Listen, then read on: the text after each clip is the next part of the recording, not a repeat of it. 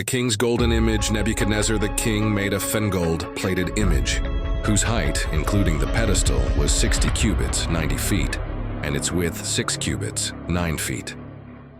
He set it up on the plain of Dura in the province of Babylon. Then Nebuchadnezzar the king sent word to assemble the fen satraps, the prefects and the governors, the counselors, the treasurers, the judges, the magistrates and lawyers, and all the chief officials of the provinces to come to the dedication of the image that King Nebuchadnezzar had set up. Then the satraps, the prefects, the governors, the counselors, the treasurers, the judges, the magistrates and lawyers, and all the chief officials of the provinces gathered together for the dedication of the image that King Nebuchadnezzar had set up. And they stood before it. Then the herald loudly proclaimed, "You are commanded, O peoples, nations, and speakers of every language, that at the moment you hear the sound of the horn, pipe, lyre, trigon, four-stringed harp, dulcimer, bagpipe, and all kinds of music, you are to fall down and worship the golden image that King Nebuchadnezzar has set up. Whoever does not fall down and worship shall immediately be thrown into the midst of a furnace of blazing fire." So when the people heard the sound of the horn, pipe, lyre, trigon, dulcimer, bagpipe, and all kinds of music, all the peoples, nations, and speakers of every language fell down and worshipped the golden image that Nebuchadnezzar the king had set up. Worship of the image refused. At that time, certain Chaldeans came forward and brought malicious accusations against the Jews. They said to King Nebuchadnezzar, "O king, live forever. You, O king, have made a decree that everyone who hears the sound of the horn, pipe, lyre, trigon, harp, dulcimer, bagpipe, and all kinds of music is to fall down and worship the golden image." 11. Whoever does not fall down and worship shall be thrown into the midst of a furnace of blazing fire. There are certain Jews whom you have appointed over the administration of the province of Babylon, namely Shadrach, Meshach, and Abednego. These men, O king, pay no attention to you. They do not serve your gods or worship the golden image which you have set up.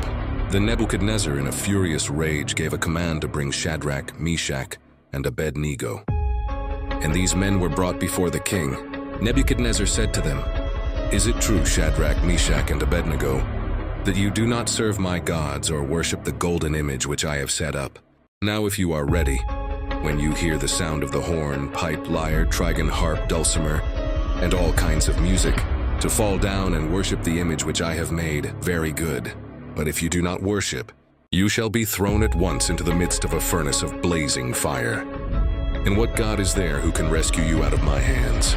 Shadrach, Meshach, and Abednego answered the king, "O Nebuchadnezzar, we do not need to answer you on this point. If it be so, our God whom we serve is able to rescue us from the furnace of blazing fire, and he will rescue us from your hand, O king. But even if he does not, let it be known to you, O king, that we are not going to serve your gods or worship the golden image that you have set up." Daniel's friends protected.